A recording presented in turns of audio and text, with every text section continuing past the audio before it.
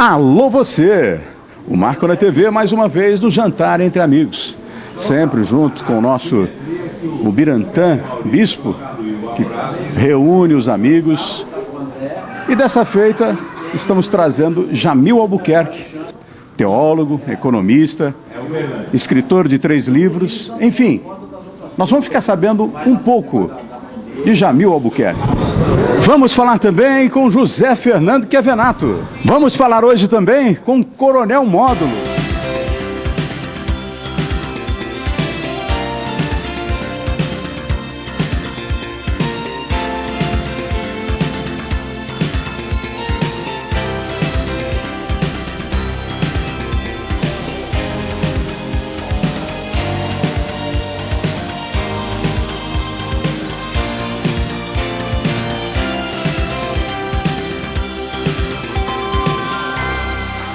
De volta com você no Marco na TV. Jamil Albuquerque, prazer estar junto com você mais uma vez. E eu gostaria que você passasse para o espectador a sua experiência de vida. Você que é de Santa Catarina, veio para Ribeirão Preto. E como é que nasceu esse lance de você buscar pelo lado de economista e teólogo? Marquinho, eu estou aqui há 15 anos em Ribeirão Preto, ou seja, já me sinto um homem local, meus filhos cresceram aqui, eu sou um homem local. Eu vim de Santa Catarina com um projeto bem definido de construir uma marca nacional, porque eu precisava de São Paulo. Por quê? Porque eu tinha que... Aquilo que acontece na província, dificilmente acontece na corte. O que acontece na corte, acontece com facilidade na província. Então, uma marca para ser nacional, ela precisa ser forte em São Paulo. Por isso é que eu vim para São Paulo, eu vim objetivado. Mas me identifiquei tanto com a cidade, tanto com Ribeirão Preto, que hoje me sinto um homem local. Agora, o que me levou para o lado das pessoas foi a minha origem evangélica. Quando se é evangélico, nós estamos falando de meio século, sempre que você tem comunidades pequenas, as coisas são mais próximas. Então era tudo muito próximo. Naquela época, ser evangélico era um diferencial, era um percentual muito pequeno. Nós éramos menos que 5% da população. Né? Era menos que 5% da população. Havia quase uma discriminação com isso. Então você se fecha muito em guetos, muito nisso. E eu fui para a Bíblia, eu lia muito a Bíblia, eu fui estudar teologia logo que terminei a adolescência, e isso acabei indo para a filosofia, tanto que a minha formação em teologia é com ênfase em filosofia, e isso de uma certa maneira vai te aproximando do ser humano. E eu tinha alguns caminhos, um deles seria o eclesiástico, ser um pastor. Mas eu rapidamente percebi que se eu fosse um pastor, eu iria acabar sendo um empresário na frente do público. Porque eu gosto do negócio. Eu gosto da dinâmica. E aí eu disse, isso eu não quero, ser um empresário no público. Eu quero ser um empresário que talvez eu possa até falar das coisas de Deus de forma suave, sem aquele peso da pregação. Então isso naturalmente, eu fiz economia, montei uma empresa de consultoria, eu fui caminhando nessa área, ou seja, naturalmente, como eu não fui eclesiástico, eu acabei indo para esse lado de desenvolvimento pessoal. A filosofia me levou. E aí eu conheci a obra de Napoleão Hill, eu soube que ele tinha uma fundação, eu me aproximei da fundação de Napoleão Hill. E Hill, eu criou algumas coincidências com a minha história. Napoleão Hill também era um metodista. Também era um evangélico. E ele se autodenominava um evangelista da realização pessoal. Eu falei, opa, isso aqui rima comigo. Então eu me apaixonei pela obra dele, me encantei, vi que ele tinha um método, vi que ele tinha um procedimento, vi que ele tinha uma história. Isso criou afinidade e eu nos últimos 20 anos, 22 anos para ser mais exato, eu tenho me dedicado profissionalmente a esta área de desenvolver pessoas. Então a sua denominação é metodista. Minha origem é Assembleia de Deus. Assembleia de Deus é a minha origem. Hoje eu frequento uma igreja, acho que nós denominamos de comunidade evangélica. Eu frequento a igreja Caminho da Vida na rua Henrique Dumont. Então, mas tinha similaridade E essa similaridade acabou me aproximando dessa minha profissão. Os sábios sempre dizem, o homem para eternizar, ele tem que escrever um livro. Você já escreveu 3. E além do que, é um homem do povo. Como é que você assimila isso? Hoje eu exerço um cargo público, né? E a política, a palavra politikos, quer dizer, aquele que pensa em todos. A palavra idioté quer dizer aquele que pensa em si mesmo. O politikos pensa em todos, né? Que vem do povo. Então a política é uma maneira de você exercer, deixar uma marca numa comunidade, deixar uma participação, ter uma participação cidadã.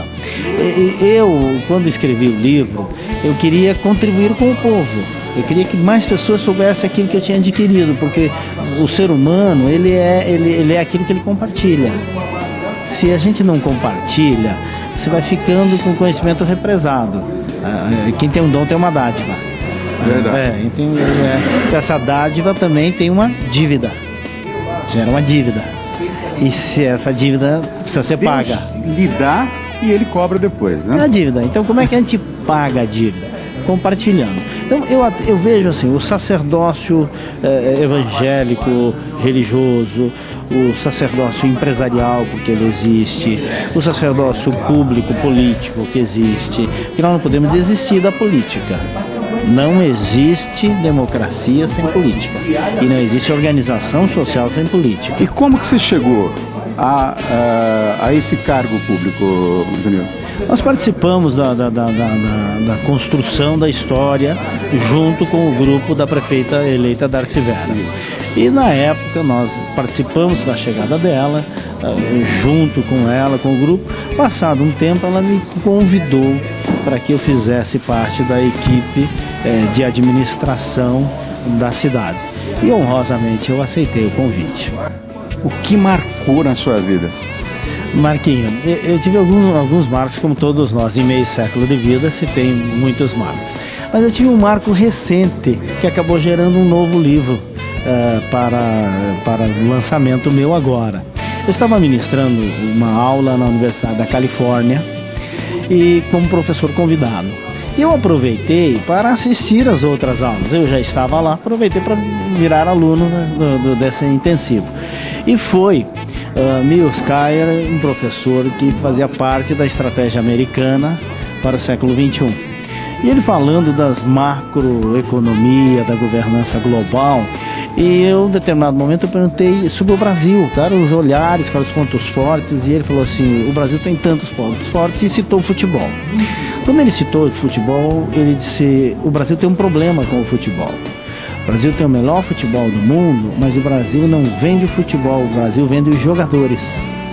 E aquilo me chamou a atenção, porque eu estava crente que nós fazíamos um bom negócio mandar jogadores para fora.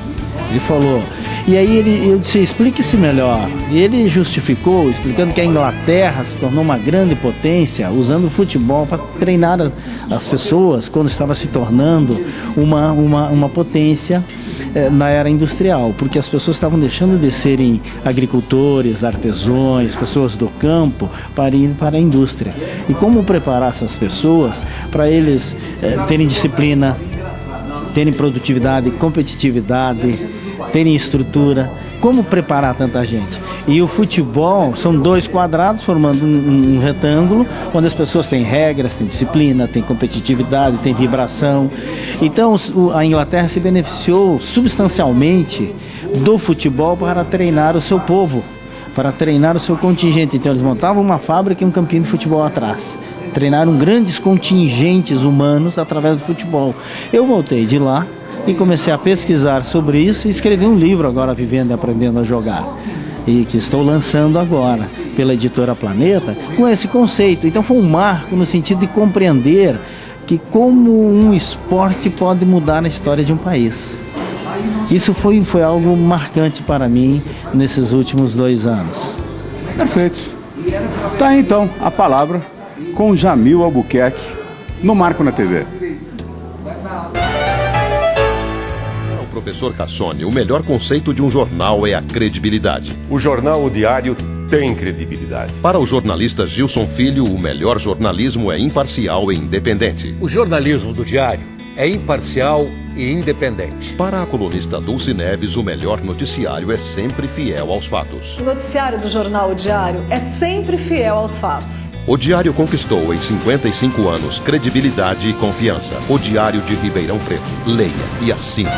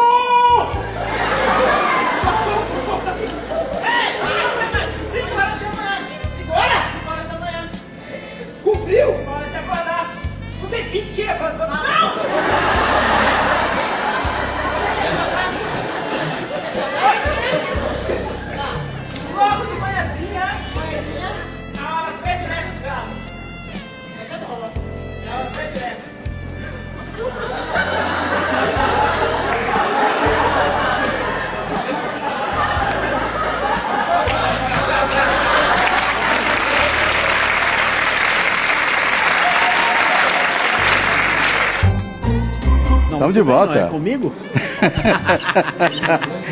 Esse é o cara. Aliás, você está pensando que está no Prova dos Nove, né? É no Marco da TV. Com a maior honra do mundo. Você sabe o carinho que eu tenho por você, a admiração que eu tenho por você.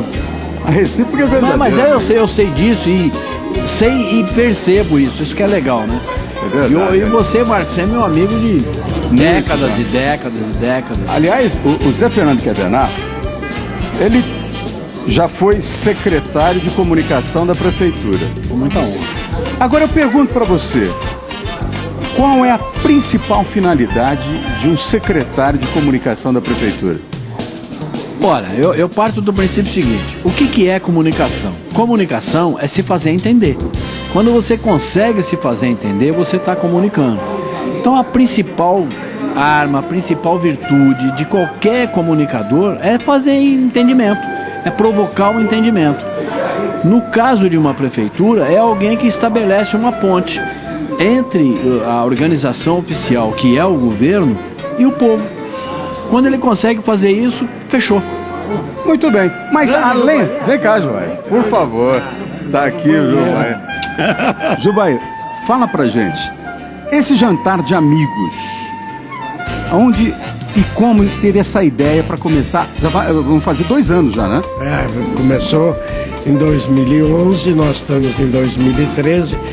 No final do ano nós completamos 2 anos de convivência agradabilíssima com esses confrades, como meu querido Quevenato, que já era um amigo de convívio antes destes jantares. E eu achei que nós devíamos... Porque é o seguinte, há um tempo eu me reunia toda noite para jantar com o Golfeto, ao tempo que eu ainda tinha a gráfica. Depois disso aí ele casou, eu ia à casa dele ouvir música italiana, a ex-mulher dele fazia um cafezinho e tal.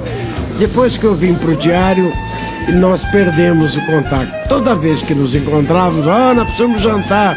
E aquelas brincadeiras do eu preciso pagar, eu pago. Você sabe que ele é um anfitrião, não deixa ninguém pagar. Então o resultado, para restabelecer essa convivência, eu imaginei então de fazer estes jantares e chamar amigos que eu gosto, como o Quevenato, para a gente passar a conviver Porque então fica naquela velha história, morre, queria tão bem e tal, e você fica vendo que pouco conviveu e não desfrutou desse bem-querer que é a amizade. Então eu criei isso, graças a Deus nós temos nos reunido sempre. O Chiavenato é um amigo que só faltou porque foi para a Europa de férias, tá aqui hoje. Sua. Tá aqui hoje. Eu a carta de alforria. Casa de alforria. Então, e com isso a gente foi acrescentando outros amigos que a gente gosta e gostaria de conviver, como você. Eu agradeço, meu querido Marquinho. E hoje nós somos sempre um grupo constante de pelo menos 10 confrades que se reúnem sempre, todo mês, para poder matar um pouco a saudade, bater um papo, se atualizar, porque pessoas como o nosso querido aqui, esse grande jornalista, que todo mundo diz, essas reuniões valem pelo que você sai bem informado, que ele realmente é o jornalista melhor informado de Ribeirão. Ele diz, imagina, aliás, é humilde. É humilde, nem tem dúvida. Tanto que ele mesmo não se jacta, talvez nem ele se não considera. Sabe a força que tem. Que tem, mas sabe os amigos que tem. Sabe. Rapidamente, conta aí a sua trajetória, para o pessoal saber. Você tinha uma gráfica e antes de ter a gráfica? Não, eu vivi em São Paulo, a família transferiu-se para o Rio. Eu vivi uma maravilhosa juventude no Rio, que era um tempo que você saía às 5 horas da manhã de uma boate, ia caminhar no calçadão da praia, ver o sol nascer sem ser molestado, porque havia uma tranquilidade. Depois volto a São Paulo, vou para Buenos Aires representar o Brasil numa missão, na volta me caso com a Vilma. E depois acontece que acabei comprando para umas tias uma casa em Monte Alto. Como entrei no ramo de iluminação pública, eu iluminei uma grande área de cidades aqui da região, nessa iluminação moderna, vapor de mercúrio, vapor de sódio e tal. Então vim para essa casa que eu havia comprado em Monte Alto. Em Monte Alto, comprei a Folha de Monte Alto, que passei a editar com toda a periodicidade, imprimi aqui na Gráfica Santo Antônio. Então comprei a Gráfica Santo Antônio, lancei na ocasião aqui um semanário, Jornal do Interior, e depois acabei comprando o diário, onde estou até hoje, quase 30 anos. E tá aí essa figuraça, realmente é um prazer ter você como amigo. Obrigado, digo da mesma forma, meu querido. É um homem que contraria a natureza, ele deu a luz. É verdade. Ele deu a luz no interior. Várias cidades aqui. Muito bem. Obrigado para você. Você sabe o carinho que temos por você. Olha, mas eu queria te interromper essa despedida para falar, olha, o que você sentiu quando você estava numa peça de espetáculo fantástica, igual esse pessoal tá vendo aí agora já? O que você sentiu nessa hora, Fera? Nada, cara, eu participei com a maior alegria. Você sabe que eu sou eu sou como é que fala? Descontraído, da melhor forma que eu pude participar, participei.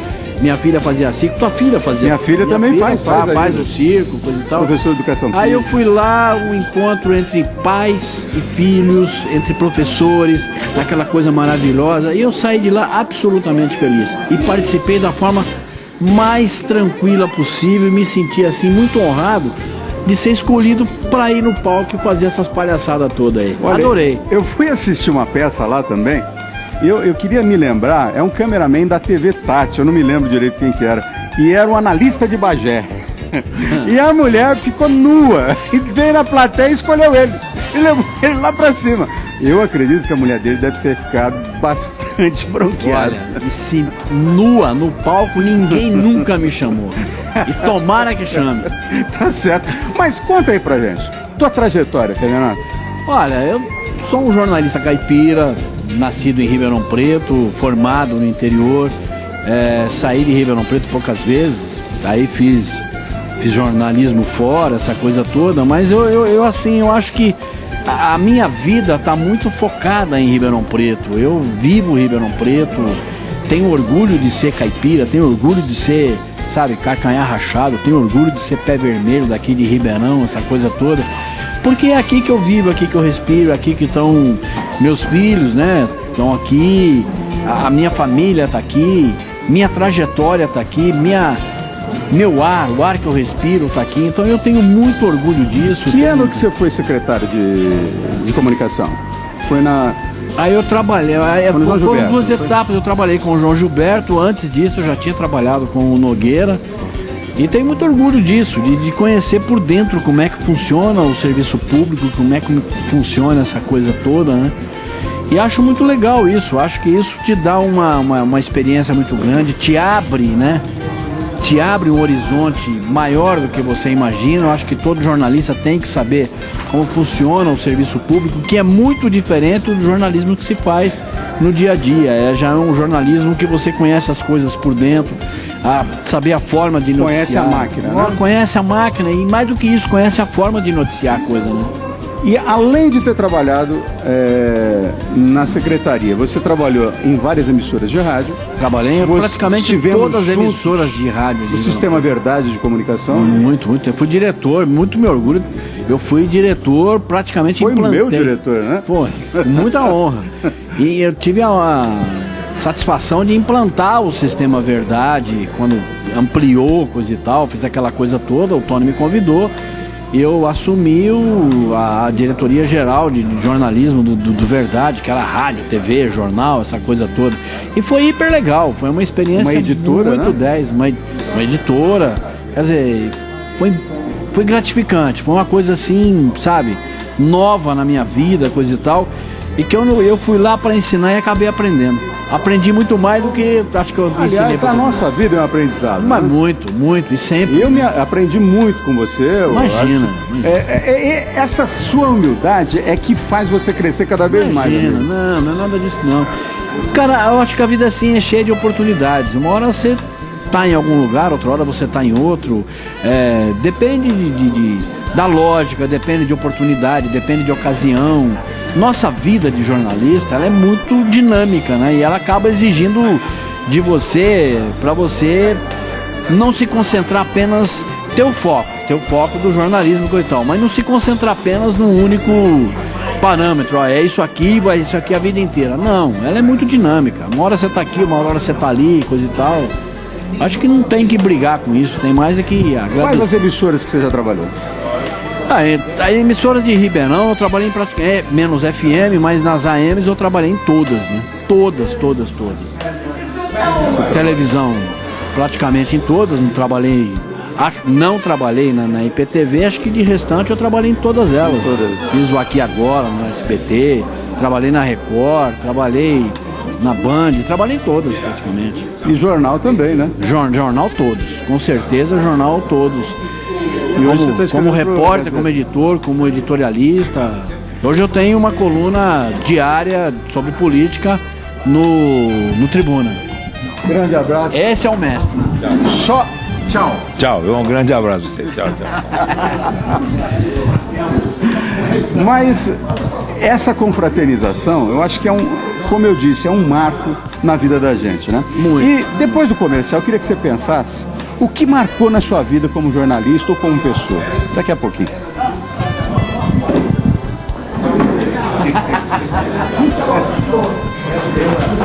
Pode ir. Então vai. Bom, agora, o que marcou na vida do nosso Kevenato? Não tô fugindo da resposta, não. Tudo me marcou. Eu acho que tudo pra mim foi importante, tudo pra mim é relevante, tudo pra mim tem uma importância muito grande, né? Eu considero que tudo é importante. As coisas pequenas, as coisas grandes, para mim tudo tem importância porque é fruto de uma determinada época. Quando você se entrega com paixão, com emoção, quando você faz a coisa sentindo a alma que você tem que fazer a coisa, você se completa. Quantas pessoas, Marco, trabalham, exercem a profissão, trabalham naquilo que gostam? São raras. Quem corre por gosto não cansa. Quem corre por gosto não cansa, exatamente. Então, sabe, quem corre porque gosta não vai nem transpirar. vai ter a felicidade. Então, para mim, tudo é importante porque realmente eu me entrego em tudo. Esse é o Marco na TV, falando com José Fernando Chiavenato. E olha, como eu disse, não é o prova dos 9, hein? É o Marco na TV. Mas, grande abraço, Chiavenato. Grande abraço a você e deixar aqui claro a minha admiração, o meu respeito por você, o carinho que eu tenho por você, a admiração pessoal, que você é um cara maravilhoso. A recíproca é verdadeira. Eu sei disso. Grande Obrigado. abraço.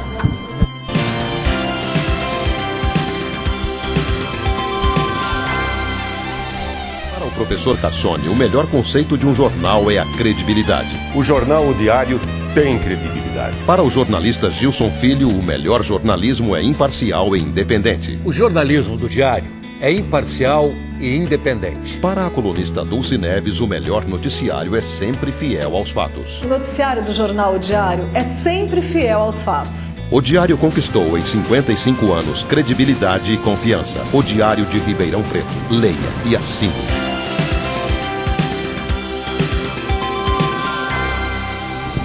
Vamos falar hoje também com o Coronel Módulo. Ele que já é reformado, mas vai dar a sua trajetória.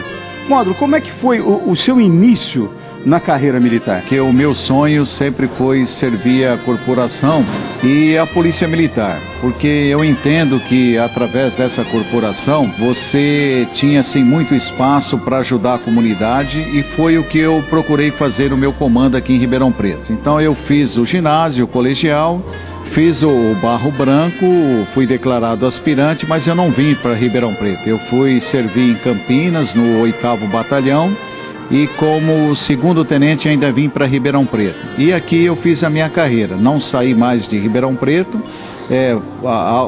fui promovido a primeiro tenente, capitão, major, tenente coronel e assumi o comando de Ribeirão Preto, onde eu praticamente encerrei minha carreira. Então a minha vida como policial militar, o que mais me marcou foi uma ocorrência em Ribeirão Preto, que foi a primeira vez que eu lidei com um furto, um roubo de quadrilha especializada, o crime organizado, que foi o assalto à Caixa Econômica Federal, onde no primeiro dia, onde nós já fizemos um policiamento intenso na Mata da Santa Teresa, e naquele mesmo dia eu tive a minha família ameaçada de morte. Então foi alguma coisa que eu nunca imaginei que fosse acontecer comigo.